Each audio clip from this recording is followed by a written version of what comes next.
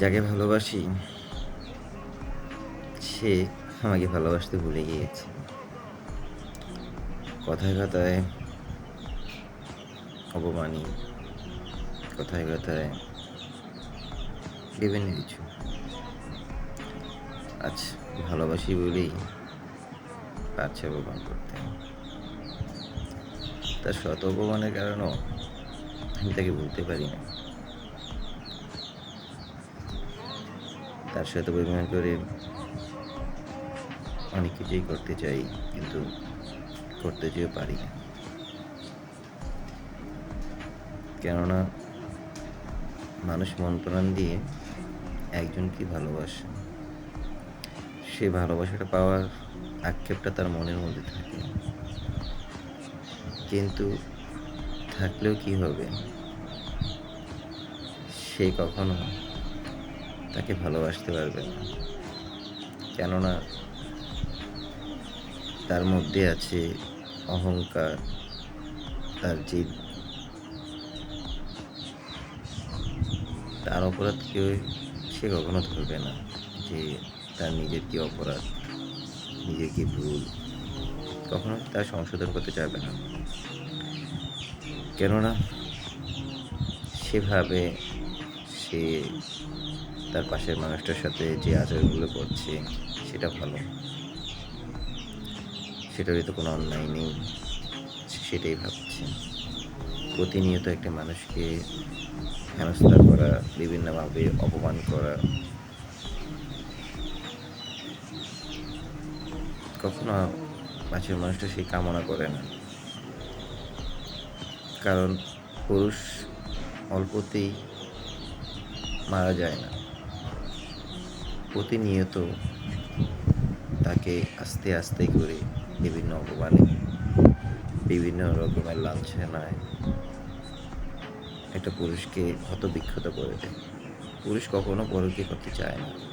একটি নারী যখন তাকে বিভিন্নভাবে অবহেলা করতে থাকে, তখন একটি পুরুষ বাধ্য হয় পরকীয়া করতে।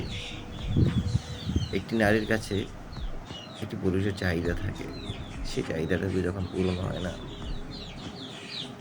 তখন বাধ্য হয়ে অন্য নারীর কাছে যায়। তারপরও সে বারবার ওই নারীর কাছে ফিরে আসে একটু ভালোবাসা, একটু শান্ত থাকার জন্য, একটু সুখী থাকার জন্য, একটু সুখ পাওয়ার জন্য, একটু ভালোবাসার জন্য, একটু সুখের জন্য। কিন্তু মিথ্যে সব স্বপ্ন, মিথ্যে সব আশা, কোনোটাই হয় না পূরণ তার। বুক ভরা ভালোবাসা থাকলেও লাভ হবে না তাতে কিছুই। কারণ তার পাশের নারীরা যদি তাকে প্রতিনিয়ত অপমান করতে থাকে, প্রতিনিয়ত যদি তাকে অবহেলা করতে থাকে, সে তার জিদ, রাগ সব কিছু যদি উপরে রাখে, তাহলে পাশে থাকার পুরুষটা হয়তো একদিন পৃথিবী থেকে চলে যাবে। অনেকেই শোনেন, নারী কখন স্টক করতে শুনেছেন?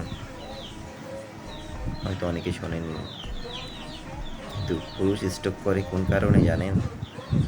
যখন একটি নারী একটি পুরুষের সাথে বিভিন্ন রকমের টেনশন দিতে থাকে, বিভিন্ন রকম অবহেলার শিকার হয়, গালাগালি করে, একটা পুরুষকে অপমান করে, বিভিন্ন রকমের হেনস্থা করে থাকে, তখন পুরুষ একটা না পেরে স্ট্রোক করে টেনশন থেকে মারা যায়। একটি নারী যখন একটা পুরুষকে বিভিন্ন রকম অবহেলা করে, একটা পুরুষকে বিভিন্ন রকম গালাগালি করে,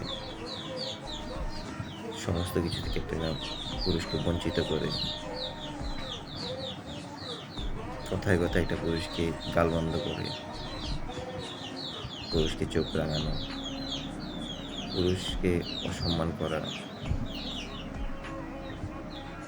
তখন এই পুরুষটা এই কষ্টগুলো নিতে না পেরে দুনিয়া থেকে চলে যাওয়ার ডিসিশন নেয়। তার সন্তানদের কাছেও সে বাবা হিসাবে সঠিকভাবে তার দায়িত্ব পালন করতে পারে না। চেষ্টা করে যাতে তার পরিবারটাকে, তার কাছের মানুষগুলোকে সুখে রাখার জন্য সে শত অপমান সহ্য করেও কি তাদেরকে ভালো রাখার জন্য প্রতিনিয়ত পরিশ্রম করে যায়। তারপরও বাসায় এসে কিন্তু সে সুখের সন্ধানটা খুঁজে পায় না। কেননা মানুষের জীবনে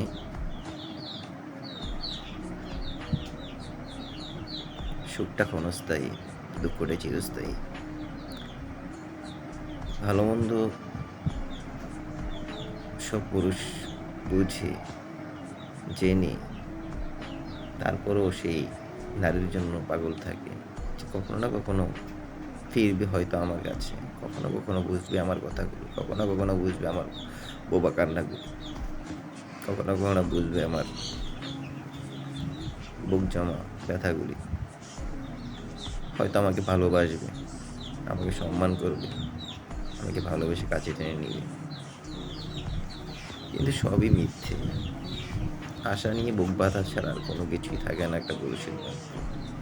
ভালো পুরুষেরা কখনো জাহির করতে পারে না তার ভালোবাসাটুকু। জাহির করবে কি দিয়ে? কারণ তাকে ভালোবাসার মানুষটা যে তাকে বোঝে না কোনো সময়, কোনো কিছুতেই। কারণ বাস্তবতা মানুষের জীবনে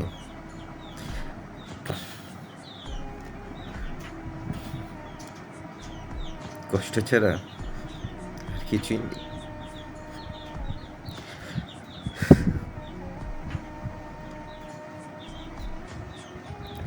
জানি না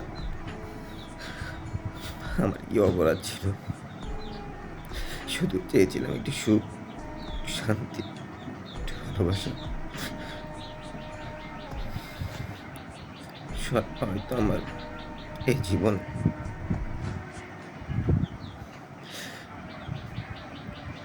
এটা হয়তো আর পাওয়া হবে না।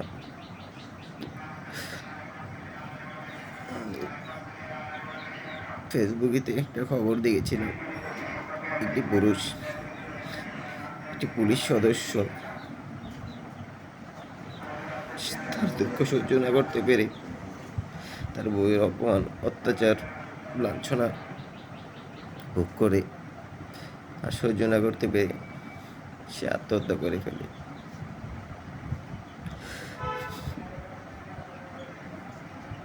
পুরুষ কখনো একটা নারীর থেকে টাকা পয়সা ধন দৌলত কিচ্ছুই চায় না, শুধু নারীর ভালোবাসাটুকু পাওয়ার জন্য প্রতিনিয়ত তার পিছিয়ে পাগলের মতো ঘুরে। কখনো নারীরা সেই জিনিসটা বুঝতে চায় না। সেই কারণে হয়তো অনেক পুরুষ না পেরে এই পুলিশ সদস্যের মতো আত্মহত্যার পথটা বেছে নিতে বাধ্য হয়।